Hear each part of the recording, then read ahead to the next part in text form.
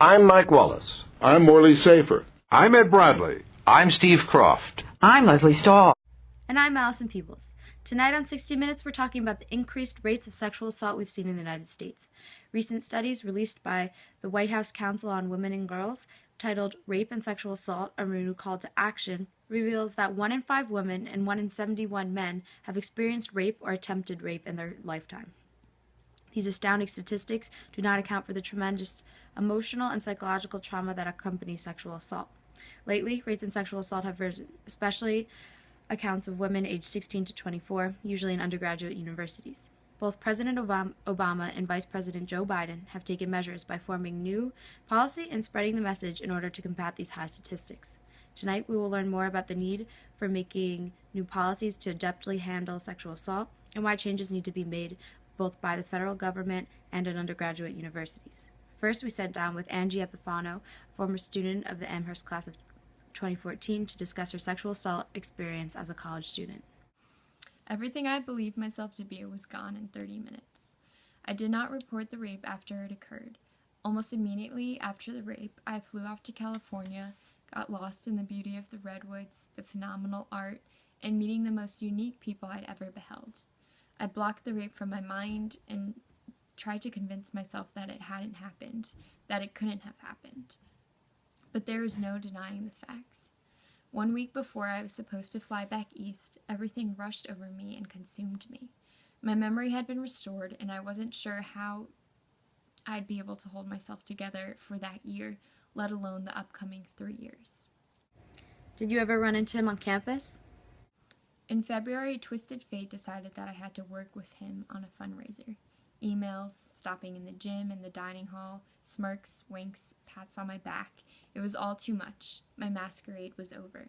I broke down. For the next several months. He won. I spent most of my spring semester freshman year on an emotional wreck. I saw his face everywhere I went. I heard his voice mocking me in my own head. I imagined new rapists hiding behind every shower curtain and potted plant. I bandaged the situation by throwing myself into more work and by resolutely refusing to acknowledge that I was anything but well-adjusted. How did Amherst College assist you, or what services did they provide? For 4 months, I continued wandering around campus, distancing myself from friends, and going to counseling center.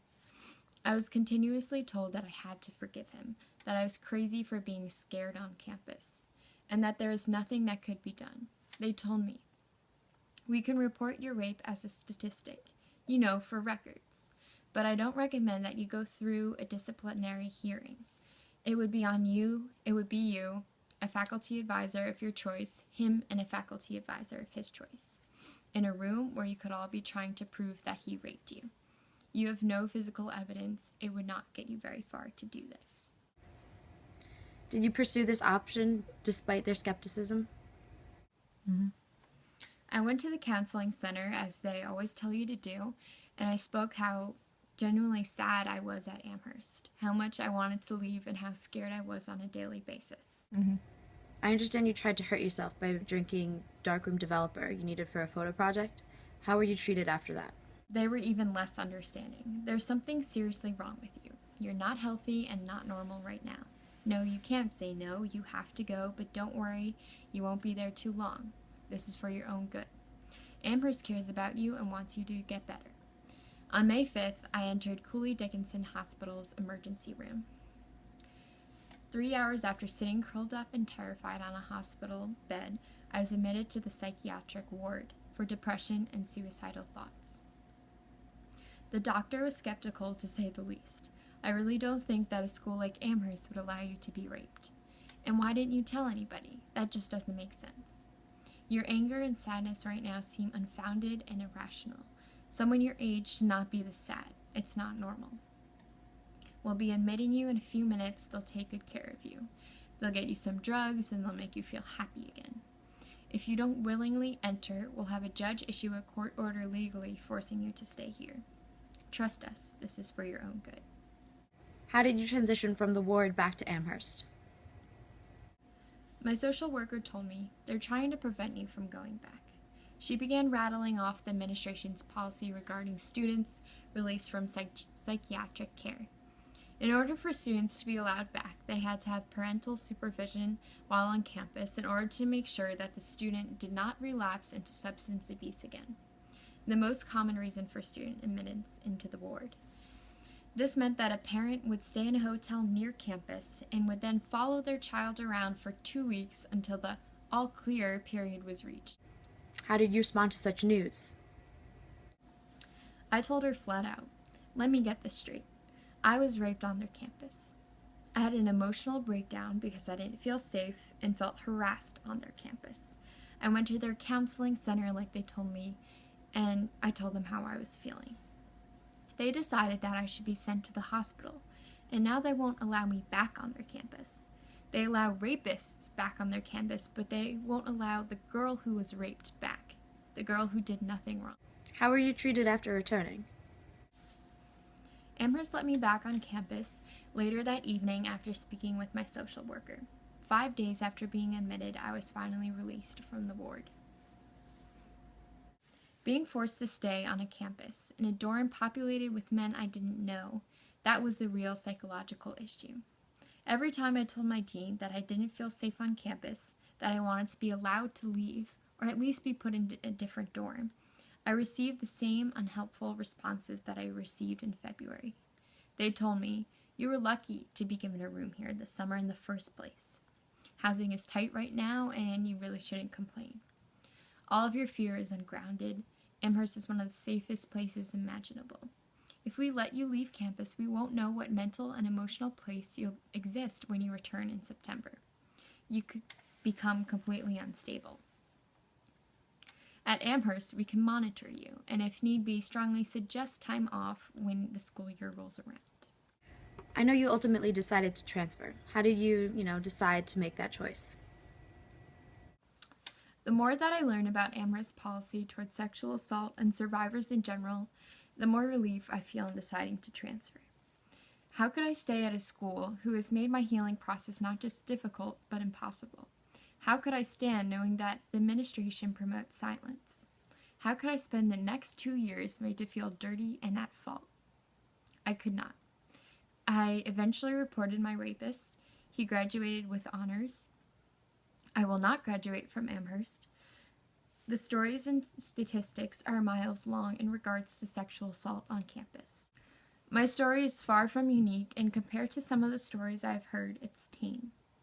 Amherst has almost 1,800 students. Last year alone, there is a minimum of 10 sexual assaults on campus. In the past 15 years, there have been multiple serial rapists, men who raped more than 5 girls, according to the sexual assault counselor. Rapists are given less punishment than students caught stealing. Survivors often are forced to take time off, while rapists are allowed to stay on campus. If a rapist is about to graduate, their punishment is often that they receive their diploma 2 years late. Do you have any final words? There's a saying that goes, "Silence has the rusty taste of shame." There is no reason shame should be a school's policy. Since Angie's side of the story was released, President Biddy Martin has taken steps to reform the sexual assault policy and investigation proceedings. More colleges are facing criticism, such as Brown, UNC, USC, Swarthmore, Dartmouth, and Columbia. We talked with Columbia senior Mary Beth Seitz Brown, who along with 22 other students from Barnard and Columbia is filing a report against Columbia for mistreating sexual assault claims to fight against the mistreatment of sexual assault victims. The university has said they're committed to making change, but we haven't felt any difference. Despite multiple meetings with the administration, we felt like we needed to make a formal complaint in order to make sure their concerns didn't disappear when we graduated. And you are alleging violations under 3 federal laws, including Title IX. The complaint, which has not been made public, alleges that, among other things, campus counselors discourage victims from coming forward with their complaints, that the people in charge of investigating the complaints and meting out punishment are poorly trained, and that the university does not allow victims to talk about their cases outside of the internal disciplinary process.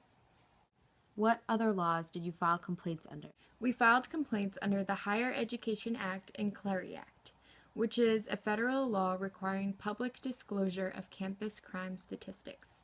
Additionally, we took a more unusual approach by adding filing under the Americans with Disabilities Act, based on treatment of assault survivors with emotional trauma. Phone interview with Vice President Joe Biden, who spoke of his participation in fighting this growing problem. Could you talk about what motivated you to take action? We've got a big problem in the United States, and the problem is that too many young women are getting victimized by sexual assault and rape. And it's happening way too frequently in high schools and on college campuses. Every young woman going back to school has an absolute right to be free of sexual assault and rape. But unfortunately, too many young women are victimized by their dates or their classmates. The statistics, the recent statistics, are staggering. 1 in 5 young women will be a victim of sexual assault while they're in college. 1 in 10 teens will be hurt on purpose by someone they're dating. How do you encourage people to make a change regarding sexual assault? You don't know these women as statistics. You know them as your classmates, as your friends, as your sister, the person you study with or hang out with. And you also know that they need help. And one of the ways to help is when you know what's happening or happened, intervene, step up. There's no such thing as an innocent bystander when it comes to the abuse of a woman. If you know of it or you see it, you have an absolute obligation to try to stop it. And the only way we're going to stop it is for all of us to speak up and act and make it clear that violence against women will not be tolerated in your school, on your campus, anytime, for any reason, period. How does this growing trend relate to the Violence Against Women Act? Since I wrote the Violence Against Women Act way back in 1990, violence against women has gone down by 50%, but it's gone up lately in the category of teens and college women. And there's no reason why we can't make the same progress in that area with young girls and women as we have overall. Also, President Obama spoke with us to tell us how he plans to lead the attack against sexual assault. How does sexual assault affect our community? Sexual assault is an affront to our basic decency and humanity. And it's about all of us, the safety of those we love most, our moms, our wives, our daughters, and our sons. Because when a child starts to question their self-worth after being abused, and maybe starts withdrawing, or a young woman drops out of school after being attacked, or a mom struggles to hold down a job and support her kids after an assault, it's not just these individuals and their families who suffer. Our communities, our whole country is held back. How do you plan on actually combating sexual assault? So I've created the White House Task Force to protect students from sexual assault. We're going to help schools do a better job of preventing and responding to sexual assault on their campuses.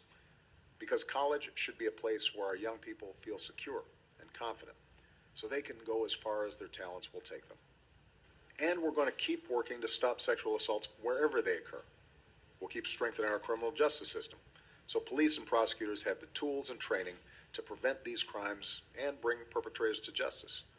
We'll keep reaching out to survivors to make sure they're getting all the support they need to heal. We're going to keep combating sexual assault in our armed forces, because when a member of our military is attacked by the very people he or she trusts and serves with, that's an injustice that no one who volunteers to protect our nation should ever endure. Some of this is a job for government, but really, it's up to all of us. How do you challenge the everyday person to make a change? We've got to teach young people, men and women, to be brave enough to stand up and help put an end to these crimes. We've especially got to teach young men to show women the respect they deserve. I want every young man in America to know that real men do not hurt women.